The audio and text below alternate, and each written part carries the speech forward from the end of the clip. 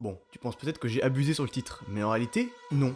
Tout le monde te ment, vraiment, et c'est la raison, mot pour laquelle t'as pas de pec ou qu'il n'évolue pas. Et oui, t'as aucune raison de croire un random qui te dit que 80% de ce que t'as entendu sur la musculation est complètement faux. Alors je pourrais te montrer mon physique, ou ceux que j'ai déjà réussi à transformer, mais ça en ferait pas du tout une preuve scientifique recevable. À la place, fais-moi confiance et accorde-moi 3 minutes. Parce que tu vas voir en musculation, bah c'est juste de la logique. Et littéralement, là, vraiment, dans 3 minutes, tu vas voir un peu comme une révélation et tu vas te dire, bah, en fait, oui, c'est comme ça que ça marche. Et pour oser dire ça et illustrer mes propos, la semaine dernière, il y a un ami qui m'envoie cette vidéo. Tes pecs n'ont besoin que de ces 3 exercices. Et comme tu peux t'en douter, bah, la vidéo c'est juste un résumé de tous les conseils que l'on entend partout, qui est d'ailleurs très bien fait. C'est-à-dire que si les conseils n'étaient pas complètement faux ou imprécis, la vidéo serait excellente. Mais au lieu de me battre avec mon ego et celui du mec pour essayer de te prouver pourquoi il a tort et pourquoi tu perdrais des pecs carrément si t'appliques les conseils, et bah à la place, on va faire un test. On va prendre cette affirmation que j'ai notée juste là, et tu vas me dire si selon toi ces affirmations sont plutôt vraies ou complètement fausses. Et tu vas voir, aujourd'hui, on va briser tes croyances et remettre à niveau un peu tout le monde. Et si t'arrives à voir tout bon, bah je m'excuse, parce que ça veut dire que tu sais déjà tout et que t'arrives à démêler le vrai du faux de tout ce que tu vois sur internet, donc bravo. Ok, affirmation 1,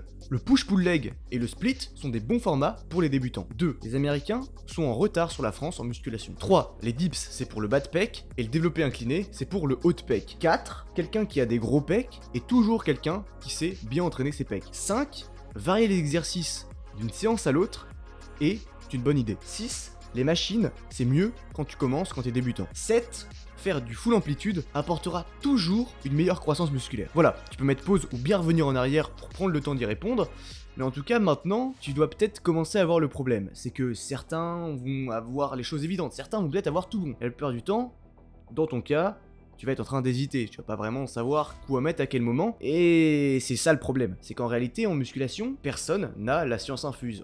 Pourtant elle existe, il y a une science infuse en musculation, enfin, une science infuse qui prévoit parfois de nuancer, mais il y a quand même des règles immuables que personne ne connaît ou personne n'applique. Et rassure-toi, j'étais comme toi, moi aussi avant, je trouvais que rien n'était clair. Et c'est pour ça que pendant longtemps, ça fait pratiquement 2 ans que je m'enseigne partout, en France, aux US, partout, et surtout, tu vas le voir quand je vais t'expliquer les réponses, entre guillemets, c'est que tout est logique.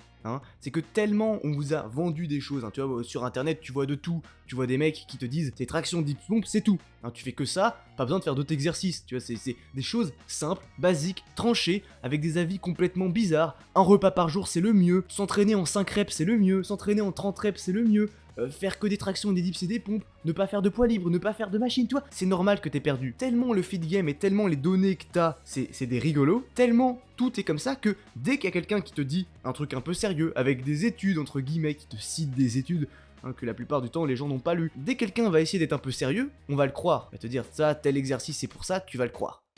Et c'est ça le problème.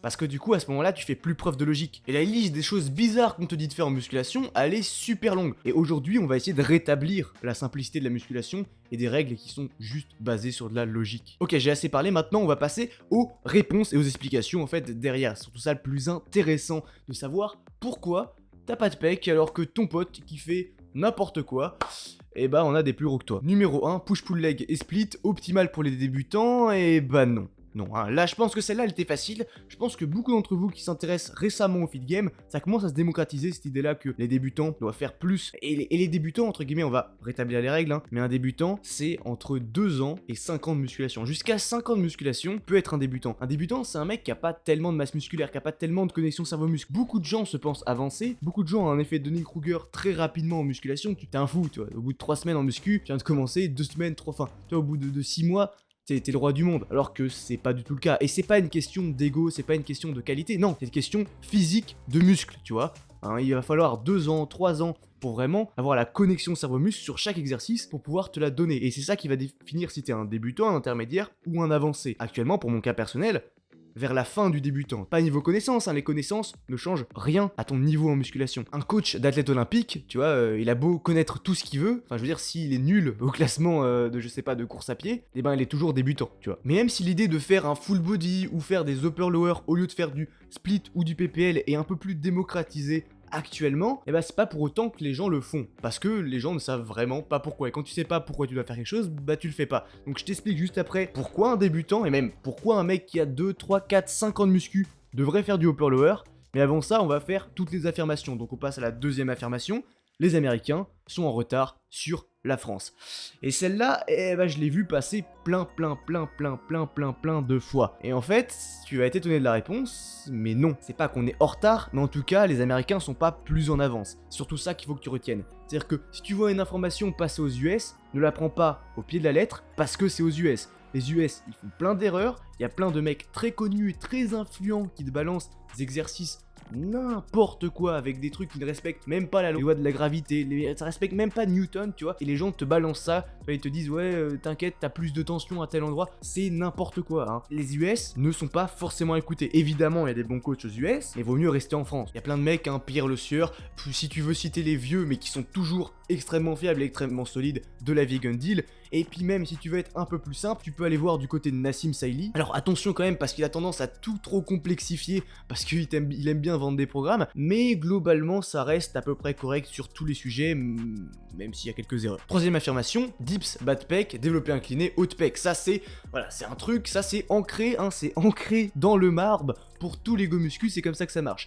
Alors que, c'est bien plus compliqué que ça. Parce que là où ça, hein, le fait de faire le développé incliné pour le haut de pec, ça va marcher pour une partie des go muscu, pour la majorité, et surtout, toi qui me regardes, qui a pas de pec, ça va pas marcher. Parce qu'en fait, ça dépend beaucoup, vraiment beaucoup, de ta morphologie. Et c'est un truc qu'on a tendance, vraiment, c'est une croyance simple. Quand je vous parle de croyance simpliste, c'est que les gens aiment bien dire, ok, tu fais des pompes, tu vas avoir des pecs, tu fais des tractions, tu vas avoir du dos. Oui mais non, en fait. Ça marche dans la globalité, mais je veux dire, si au basket, un mec d'1m70 ne peut pas dunker avec la même facilité qu'un mec de 2m20, un mec de 150 kg va pas courir aussi vite le marathon qu'un mec qui en fait 80, tu vois. Et c'est pareil en musculation. Je veux dire, un mec qui a les bras longs, on va pas bench aussi facilement, il va pas recruter ses pecs aussi facilement qu'un mec qui a les bras courts. Pour un exemple simple, hein, tu connais rien en biomécanique, mais il y a plein de règles comme ça, et je te les explique juste après. T'as peut-être déjà vu des exemples de fémur long, fémur court, ça a été bien expliqué pour le squat, mais ça marche pour tous les membres du corps. Il faut pas dire à tout le monde que le bench ça va leur donner des pecs, faut pas dire à tout le monde que les tractions ça va leur donner des beaux dorsaux, ça marche pour tout. Quatrième affirmation, un mec qui a des gros pecs, c'est quelqu'un qui sait s'entraîner ses pecs. Évidemment, là normalement, si t'es pas trop bête, tu devrais avoir dit non. Hein. C'est clairement faux. Un mec qui a des gros pecs ne sait pas forcément entraîner ses pecs. Hein. Déjà parce qu'il y a des mecs qui ont des gros pecs sans les entraîner. Oui, ça existe, c'est rare, mais ça existe. Et surtout parce que quand quelqu'un a un point fort pec, il peut faire n'importe quoi dessus, ça va marcher. Et même si le mec n'a pas un point fort pec, peut-être que ça marche pour lui. Peut-être qu'il a des exercices adaptés à lui, sans faire exprès, tu vois. Peut-être que lui, il fait du développé couché, ça marche. Parce que je dis pas que ça marche pas. Un développé couché, ça va marcher pour pas mal d'entre vous, mais pas pour tout le monde. Et ça, faut le dire, faut le préciser. Et il y a des gens qui ne le disent pas, il y a des gens qui vous cachent ça, et qui après vous vendent des programmes extrêmement chers, vous disent allez tiens, fais du développé couché. Et si tu prends pas de pec, ah oui tu prends tout dans les épaules. Non mais c'est parce que tu vas pas assez à l'échec, tu pousses pas assez lourd, mec c'est dans ta tête, c'est toi tu pousses pas assez lourd, c'est de ta faute mec. Bah non, c'est de la faute de ton coach, c'est de la faute de ton programme, c'est de la faute de l'information. Donc évidemment non, hein, n'écoute pas les mecs qui ont des gros pecs, écoute ceux qui avaient pas de pec et qui maintenant en ont. Affirmation 5, varier ses exercices d'une séance à l'autre. Ça je l'ai entendu et vraiment je pense que j'ai été étonné. Parce que, normalement, j'espère que vous savez que choquer le muscle, c'est une connerie. Ça ne veut rien dire, déjà, choquer le muscle. Et de deux, ça pourrait sous-entendre qu'il faut varier les exercices d'une séance à l'autre. Par exemple, tu fais 2 séances pec dans ta semaine, et tu fais des exercices complètement différents d'une séance à l'autre. Ou même que tu changes à chaque séance. Et ça, tu vois, c'est une grosse bêtise, vraiment grosse bêtise. Faut pas le faire. Et pour une raison simple, c'est que les mecs qui font du street, tu vois. Mecs qui font du street, souvent tu vas voir des mecs, des streeteux, qui sont plus massifs que des mecs en salle de sport, tu vois. Simplement parce que les gars en salle de sport font n'importe quoi. Alors que le gars, il fait que des dips, tu vois. Il maîtrise son mouvement. Il fait que des tractions, il maîtrise son mouvement. Ça veut dire quoi? Ça veut dire qu'il peut se la donner. Ça veut dire qu'il peut aller à l'échec sur un mouvement. Le mec fait des tractions tous les jours, il connaît le mouvement. Il ne réfléchit même plus. Son corps sait, son corps va, son corps, les muscles se recrutent. Ton corps, il progresse quand il répète les choses. Pourquoi tu lui ferais faire 40 exercices différents pour qu'il ne s'habitue à aucun? Et surtout quand t'es débutant. Les mecs qui varient les exercices, c'est les gars qui ont, 10 ans de musculation. C'est pour les intermédiaires plus, c'est pour les avancés. Un mec quand t'es débutant, tant que tu bouges sur ton mouvement, que t'es pas ultra stable, que tu ne peux pas aller à l'échec, mais tu le sais pas, hein, parce que l'échec aussi c'est une notion qui est difficile à comprendre quand tu débutes. Tu vas penser que t'es à l'échec, tu vas le croire parce que tu pourras plus pousser, mais est-ce que t'es vraiment à l'échec musculaire? Bah non, en fait t'as une mauvaise connexion cerveau-muscle, mais ça évolue avec le temps. Et donc si tu varies les exercices d'une séance à l'autre, tu vas juste casser ta progression, tu vas pas progresser. Vaut mieux faire des pompes tous les jours que faire plein d'exercices différents pour recruter toutes les parties du pec. Non, fais-en quelques-unes que tu répètes, que tu maîtrises, que tu te donnes, que tu vas à l'échec dessus, et là, tu vas vraiment prendre des pecs. Affirmation 6, et je devrais même peut-être appeler ça mythe numéro 6, les machines sont meilleures pour les débutants. Et celle-là, c'est pareil, je l'ai vu plein de fois, tu vois. Des mecs qui sont en mode, non mais les machines, c'est plus stable, c'est bien quand t'es débutant, les mecs sont forts, tu vois, des mecs qui avaient 1 an de muscu qui disent ça, les mecs vraiment forts, ils font aux haltères, ils font au bench, mais non, en fait.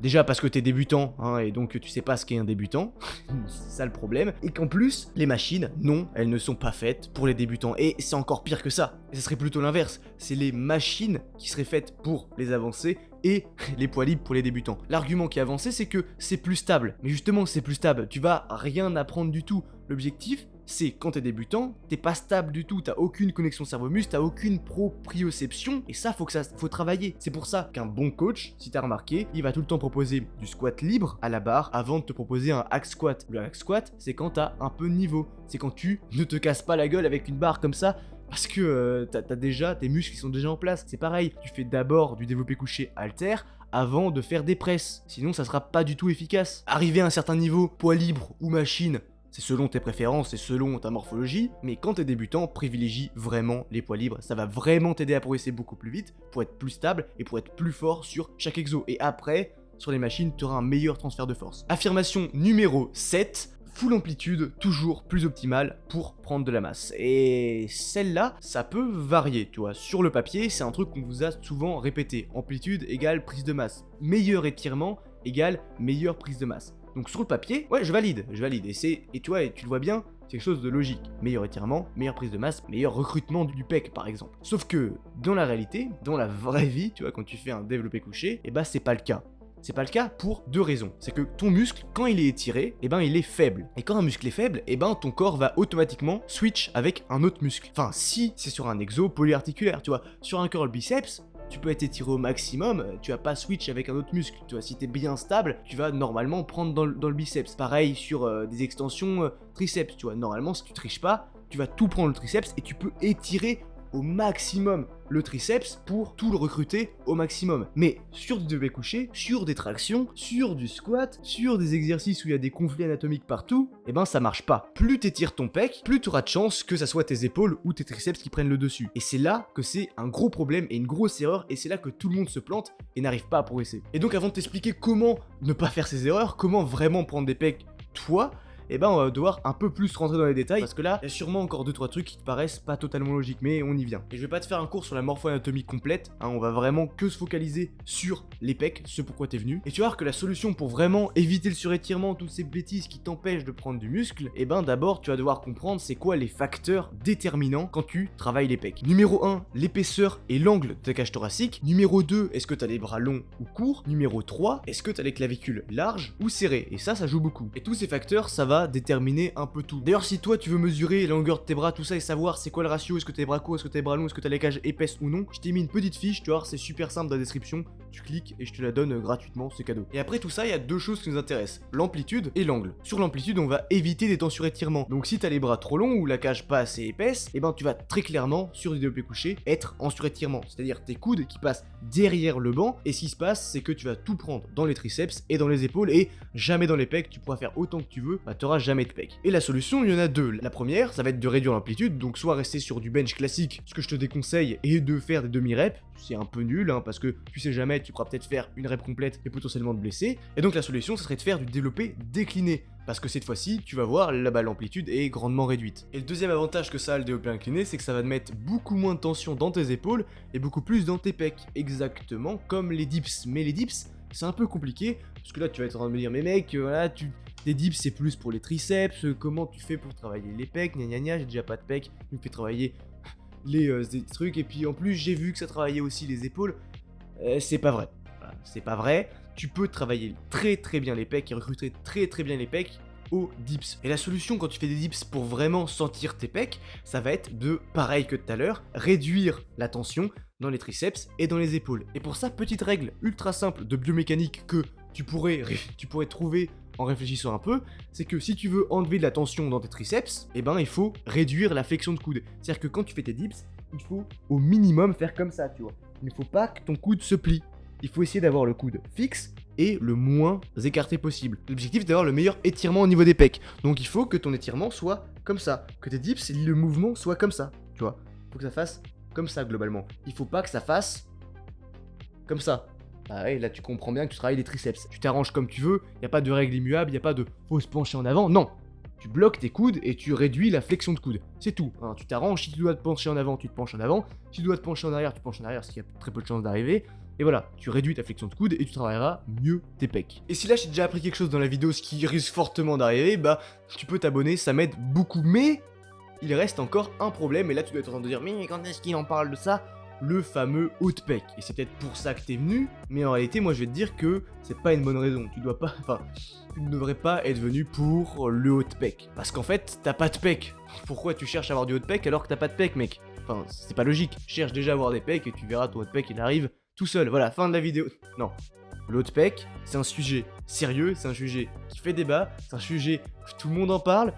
Et pourtant, après plein de vidéos de mecs qui ont dit des choses très intéressantes dessus, et ben tout le monde fait encore de la merde. Tout le monde, même des gens très expérimentés, et c'est ça qui est dommage, très expérimentés et très influents. Mais en réalité, tout le monde n'a pas de haut de pec. Oui, t'as bien entendu, tout le monde n'a pas de haut de pec. En fait, ça va dépendre de l'angle de ta cage thoracique et de ta largeur de clavicule. Et de l'angle de tes clavicules aussi, j'en ai pas parlé, mais ça va beaucoup affecter. En réalité, il faut que tu comprennes que ton pec, c'est un seul faisceau. Alors ça va déplaire à plein de gens qui vont te dire ouais, il y a plusieurs faisceaux, mais à ce moment-là, si tu veux diviser le pec, bah c'est plein de fibres. Simplement, il y a la partie claviculaire qui se distingue du reste. La partie claviculaire qu'on appelle le fameux haut de pec. Mais le haut de pec, il n'est pas égal chez tout le monde, tu vois. Il y a des gens qui vont avoir un haut de pec qui va être comme ça, et d'autres qui va être comme ça. Il y a même des gens qui vont avoir la moitié de leur pec, ça va être un haut de pec, tu vois. Et si tu me crois pas, on va déterminer ce que c'est que le haut de pec. Le haut de pec, c'est simplement un groupe de fibres dans ton pec qui est orienté d'une certaine façon. Et donc évidemment, ça va dépendre de où est-ce que chaque fibre s'insère sur ta clavicule. Et donc si ta clavicule elle est comme ça, ben ça diminue. Si elle est plus courte, bah ça diminue aussi la partie.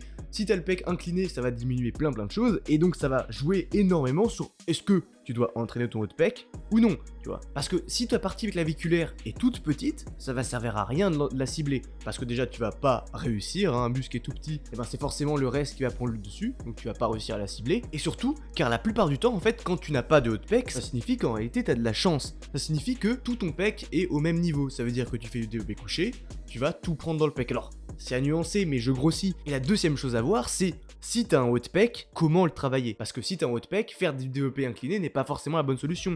Faire de l'écarté comme ça, là, comme un golemon, comme ça, là, tu vois, comme plein de gens le font, des fois ça marche, mais la plupart du temps, c'est pas la bonne solution. La première règle que t'as vue partout, c'est de travailler dans le sens des fibres, tu vois. Le truc, c'est que les gens, ils font comme ça.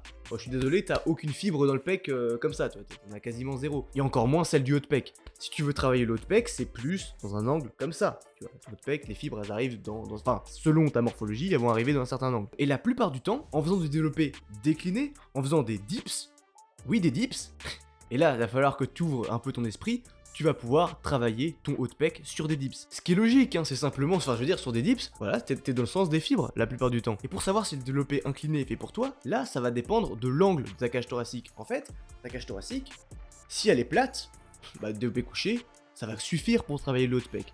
Mais si elle est inclinée, comme ça, c'est-à-dire qu'elle est comme ça, ben l'angle change. Et donc, si l'angle change, le développé incliné devient intéressant. Mais, encore une fois, il va falloir faire attention aux épaules, parce que je vous promets que, allez, 80% des gens qui font de l'incliné prennent tout dans les épaules. C'est pour ça que c'est un truc qui normalement devrait absolument être conseillé pour personne, encore moins les gens qui n'ont pas de pec, qui sont débutants et qui n'ont pas une grosse cage ni incliné, bref. Voilà, j'espère que cette longue correction, mine de rien, va t'aider à prendre des pecs, hein, que tu vas maintenant faire preuve d'esprit critique sur tout ce que tu vois sur internet et appliquer une logique, parce que tout est logique dans une certaine mesure. Et d'ailleurs, si tu veux te faire aider pour analyser ta morphologie et te faire un programme personnalisé, bah ça c'est des choses que je propose, hein. J'ai un coaching privé premium, je veux que des gens motivés, hein. Moi j'aide pas les gens qui sont pas prêts à investir du temps, des gens avancés, des gens débutants, je prends tout le monde, mais la seule chose que je veux, c'est que tu sois motivé. Je fais ton programme, ta diète, chaque jour je t'appelle, voilà, je te fais j'abuse, pas chaque jour, mais 24 heures sur 24 je suis dispo avec toi par SMS pour t'aider sur un problème, tu m'envoies une vidéo, je te corrige l'exécution, bref, je te fais tout. Si ça t'intéresse, première ligne dans la description, et si t'es un go muscu qui veut juste parler de sa passion, partager ses repas, partager ses perfs,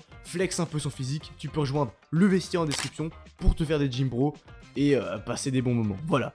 Merci de ton attention, c'était Fabien, fais-toi des gros pecs, salut.